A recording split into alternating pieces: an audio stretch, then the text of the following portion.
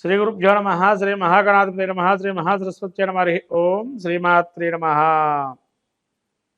వృషభ రాశి స్థితిని చూసినట్టయితే రాబోయే సెప్టెంబర్ మాస ఫలితాల్లో ఈ యొక్క వృషభ రాశిలో మనకు నక్షత్రాలు చూస్తే కృత్తికా నక్షత్రము 2, 3, 4 పాదాలు, రోహిణి నక్షత్రం 4 పాదాలు, అట్లానే ఈ యొక్క మృగశిర నక్షత్రం 1, 2 పాదాలు. ఈ యొక్క గ్రహస్థితిని చూసినట్టయితే వృషభ రాశిలో జన్మస్థానంలో గురువు సంచారం చేయటం, అట్లానే ఈ యొక్క వృషభ రాశ్యాత్తు ద్వితీయ స్థానంలో కుజుడు సంచారం చేయటం, అట్లానే వృషభ రాశ్యాత్తు తృతీయంలో ఈ యొక్క బుధుడు సంచారం 6వ తారీఖు వరకు, తదుపరి చతుర్థ స్థానం సంచారం చేయటం, రవి 17వ తారీఖు నుంచి చతుర్థ స్థానం ఉండటం, వృషభ రాశ్యాత్తు పంచమ స్థానంలో శుక్రుడు కేతువులు, అట్లాగే వక్రగతి అయినటువంటి శని ఈ యొక్క భాగ్యస్థానాన్ని వీక్షించటము, అట్లానే ఏకాదశ స్థానంలో రాహు సంచారం చేయటం. ఈ సంచారం చూసినట్లయితే ముఖ్యంగా మనకు గురుడు జన్మస్థానంలో ఉన్నాడు. ఈ గురుడు జన్మస్థానం అనేటువంటిది స్థాన మార్పులకి కానీ, నివాసంలో ఉండేటువంటి వారికి కానీ మనశ్చింతన కొద్దిగా ఉంటుంది, వస్తునాశనం ఉంటుంది, అట్లాగే ఉద్యోగంలో కూడా కొన్ని ఇబ్బందులు అధికారుల వల్ల కలగజేసే అవకాశం ఉంటుంది. చాలా జాగ్రత్తగా ఈ యొక్క గురు సంచారం వల్ల ఇబ్బందులు పాలే అవకాశం ఉంటుంది. కాబట్టి జాగ్రత్తగా వ్యవహరించడం మంచిది. ఎవరి వల్ల కూడా హాని కలిగినా కూడా చాలా దాన్ని ఎక్కువగా మనసుకు తీసుకోకుండా కొద్దిగా దూరంగా పెట్టుకోవడం అనేది మంచిది. 10 మంది 10 మాటలు అంటారు, అది మనం తీసుకోవటం వల్ల ఏం జరుగుతుందంటే మనం మనస్సులో వ్యాకులత అనేది ఏర్పడుతుంది. కాబట్టి దాన్ని ఎక్కువగా మీరు మనసులో తీసుకోకండి. అట్లాగే కుజుడు 2వ స్థాన సంచారం వల్ల కొంత దుష్టుల వల్ల సాంగత్యము, స్నేహితుల వల్ల కూడా ఇబ్బందులు కలగటము, కార్యవస్తు నాశనం. అంటే ఒక కార్యాన్ని మీరు మొదలు పెడతారు, ఆ కార్యం మధ్యలోనే ఆగిపోతూ ఉంటుంది. అట్లానే తేజోహీనత అంటే కొంత అనారోగ్యం అనేది వచ్చే అవకాశం ఉంటుంది. కాబట్టి జాగ్రత్తగా మీ ఇంట్లో వాళ్ళతో ఫస్ట్ మీరు జాగ్రత్తగా ఉండాలి. బయట వాళ్ళకన్నా ఇంట్లో వాళ్ళతో జాగ్రత్తగా ఉంటే కనుక అద్భుతమైన ఫలితాలు వస్తాయి. ఇంట్లోకి రాగానే ఏంది తగాదాలు ఉన్నట్టుగా మనస్సులో ఒక చింతన అనేది గాను కలుగుతుంది వృషభ రాశి వారికి. చీటికి మాడికి ప్రతిదీ కూడా తీసుకోవటం, దాన్ని అరవటం, దాన్ని ఇంకో విధంగా ఆ మధ్యలో ఇంట్లో ఎప్పుడు కూడా గొడవలుగా ఉంటూ ఉంటాయి అని చెప్పి పక్కన వాళ్ళు అనుకుంటూ ఉంటారు. కాబట్టి గొడవ పడకుండా చిటికి మాటికి ఏదో మామూలుగా సామరస్య పరిష్కారం చేసుకోవటం మంచిది. అట్లాగే ఈ బుధుడు చతుర్థ స్థాన సంచారము, ఈ చతుర్థ స్థాన సంచారం వల్ల మనకు మనోవికాసము, సర్వకార్య సిద్ధి, అంటే అన్ని కార్యాలు బుధుడి వల్ల యోగప్రదంగా సిద్ధిస్తాయి. శుభకార్య నిర్వహణ, ఏదైనా కానీ ఒక ఇంటికి నిర్మాణం కానీ, గృహప్రవేశానికి కానీ, నూతన వ్యాపారానికి కానీ, లేదా ఇంట్లో ఏదైనా కొత్త వస్తువు తెచ్చుకోవడానికి కానీ ప్రయత్నపూర్వకంగా చేస్తారు అనేది చెప్పగలుగుతాం. తర్వాత మాతృ సౌఖ్యము, తల్లికి మంచి అనుకూలమైనటువంటి కాలము. అదే కుటుంబ సమస్యలు ఏవైతే ఉన్నాయో అవి పరిష్కారమై ఒక మంచి సానుకూలమైన నిర్ణయాన్ని తీసుకునే అవకాశం ఉంటుంది ఈ యొక్క బుధుడి వల్ల.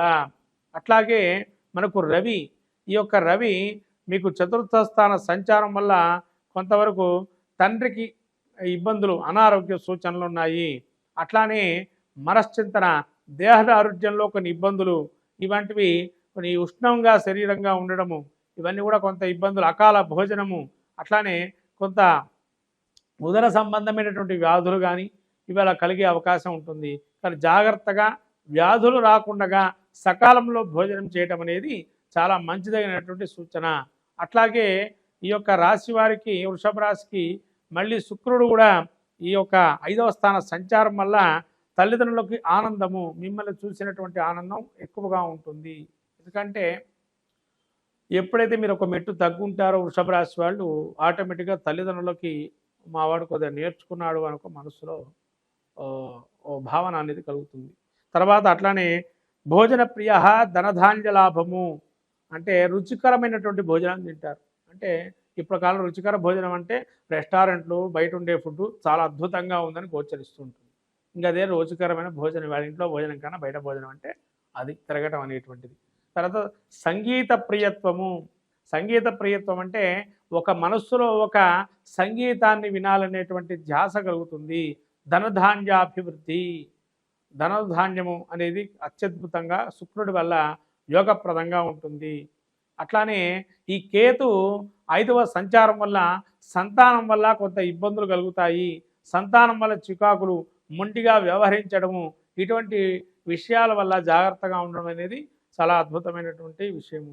కాబట్టి వాళ్ళతో చాలా జాగ్రత్తగా ఉండండి. పిల్లలతోని వాళ్ళు ఏది చెప్పినా వాళ్ళు బతిమలాడో ఏది చెప్తే వింటారో అట్లా చెప్పండి. అంతేగాని మీ ఇష్టంగా కొట్టో తిట్టో చెప్పి వాళ్ళని ఇబ్బంది పెట్టి చదువుకి దూరంగా ఈ ప్రయత్నం చేయకూడదు. అట్లాగే ఈ శని యొక్క సంచారం చూసినట్లయితే ఈ యొక్క భాగ్యస్థితి సంచారంలో ఉన్నాడు. కాబట్టి శని అనుకూలమైన వాతావరణంగా ఉన్నాడు కాబట్టి కొంత మూర్ఖంగా ప్రవర్తించకండి, సానుకూలంగానే నిర్ణయాలు తీసుకోండి. దీర్ఘకాలికంగా ఆగిపోయిన రుణాలు కానీ బాకీలు కానీ కొంతవరకు వచ్చే అవకాశం ఉంటుంది. ఎక్కడో వరకు ధనం ఇస్తే ఆ ధనం వచ్చేయడానికి అవకాశం కూడా ఉంటుంది. ఈ రాహు ఏకాదశంలో ఉండటం వల్ల ముఖ్యంగా మధ్యస్థమైనటువంటి సూచనలు అంటే ఏంటంటే ఈ రాహు ఏకాదశంలో ఉండటం వల్ల మధ్యమంగా మార్గాలు ఇస్తారు. నిరాశ, నిస్పృహలు, దుఃఖము అనేవి కొంత కలగజేస్తాడు ఏకాదశంలో రాహు. ముఖ్యంగా విదేశీ వ్యాపారాలు కానీ విదేశాలకు వెళ్ళేటువంటి వారికి కానీ అనుకూలమైనటువంటి మాసము. ఈ యొక్క పోటీ పరీక్షల్లో విద్యార్థులు కూడా మంచి రాణింపు వస్తుంది. అట్లానే రాజకీయ ప్రముఖులకు, సినీరంగ ప్రముఖులకు కూడా అత్యద్భుతమైనటువంటి కాలము. అలాగే ఈ యొక్క వ్యాపార భాగస్వామ్యంలో ఉండేటువంటి వారికి మనస్పర్ధలు ఏర్పడే అవకాశం ఉంటుంది. కాబట్టి వాటికి దూరంగా ఉండడం అనేది చెప్పదగిన సూచన. ఈ యొక్క వృషభ రాశి వారికి ఇంకా క్షేత్రాలు ఏ దర్శనం చేయాలయ్యా అంటే గురుక్షేత్రాలు. అంటే గురుక్షేత్ర దత్తాత్రేయ స్వామి దర్శనం కానీ, అట్లనే రాఘవేంద్ర స్వామికి కానీ, సాయిబాబాకి కానీ, మీ యొక్క గురువులు ఎవరైతే ఉంటారో ఆ గురుక్షేత్ర సందర్శన చేసుకోవటం వల్ల అత్యద్భుత ఫలితాలు కలుగుతాయి. ఇవి కాక ఇంకా మీరు అమ్మవారి యొక్క గుళ్ళోకి వెళ్ళి మీకు తోచినటువంటి దక్షిణ ఇచ్చి అమ్మవారికి దండం పెట్టుకోవడం కూడా అత్యద్భుతమైన ఫలితము.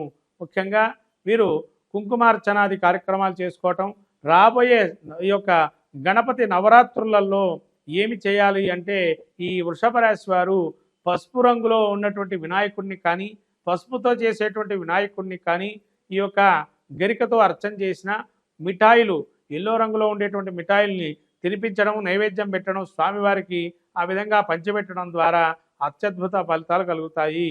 కాబట్టి రాబోయే వినాయక నవరాత్రుల్లో గణపతి ఆరాధన చేసుకొని స్వామి అనుగ్రహాన్ని పొంది ఈ యొక్క ఇబ్బందుల నుంచి కూడా బయటపడే అవకాశంగా ఈ యొక్క ఫలితాలు చెప్పడమైంది. అందరికీ నమస్కారం. రాబోయే వినాయక చవితి, ఈ యొక్క వినాయక చవితుల్లో అందరికీ తెలిసినట్టు అంశం ఏంటంటే వినాయకుడు పృథ్వీతత్వము. అంటే సృష్టిలో మొదలుకొని పృథ్వీతత్వం అంటే మనకు భూమి నుంచి ఉద్భవించినటువంటిది. భూమి అంటే ఎటువంటిది కూడా ఆకారం లేకుండా అమ్మ సృష్టి వల్ల పుట్టినటువంటి వారు వినాయకుడు. కాబట్టి ఈ వినాయక నవరాత్రులలో ఎవరైనా కూడా వినాయకుడు అర్చన తర్పణ ప్రియ అన్నారు. అంటే ఒక్కరికి ఒక్కటి ఇష్టం ఉంటుందండి ప్రతి ఒక్కరికి కూడా. అట్లాగే ఈ భాద్రపద మాసంలో వచ్చేటువంటి వినాయక చవితిలో చాలా అద్భుతమైనటువంటి నవరాత్రులు. ఏది మొదలుపెట్టినా తలపెట్టిన కార్యం జయం సాగించేటువంటిది వినాయకుడు. కాబట్టి సర్వ విఘ్న హరం దేవం, సర్వ విఘ్న వివర్జితం, సర్వ సిద్ధి ప్రదాతారం వందేహం గణనాయకం అన్నారు. మనకు శ్లోకం చెబుతుంది.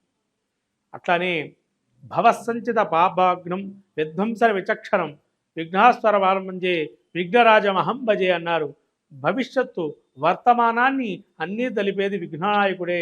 పురాణాలు ఇతిహాసాలు రాసింది మహాభారతాన్ని కూడా వినాయకుడి స్వరూపంలో వ్యాసుల వారు అక్కడ మానాలో మనకి ఆ గుహలో కూర్చోబెట్టి వినాయకుడితో అన్ని కూడా పురాణాలు మహాభారతాన్ని రాయించారు.